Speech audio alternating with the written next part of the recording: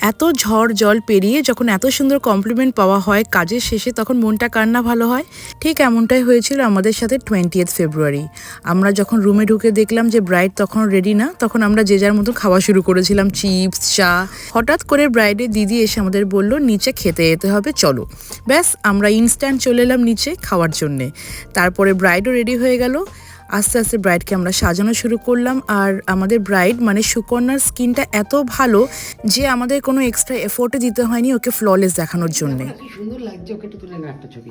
যেহেতু আমাদের রুমে কোনো আয়না নেই, তাই আমাদের ব্রাইডকে ওয়াশরুমে বসিয়ে ওর হেয়ারস্টাইলটা করানো হচ্ছিল। আমাদের ব্রাইডের মা কিছুতেই সাজতে চায়নি, ইনি হচ্ছেন ব্রাইডের মা, তাও আমরা জোর করে সাজিয়ে দিয়েছি। আর সবার শেষে আসে ব্রাইডের দিদি, তাকে এত সুন্দর লাগছিল। আর যার জন্য এত দূরে আসা মানে আমাদের সুকন্যা, তাকে দেখতে কেমন লাগছে তোমরা কিন্তু অবশ্যই জানিও।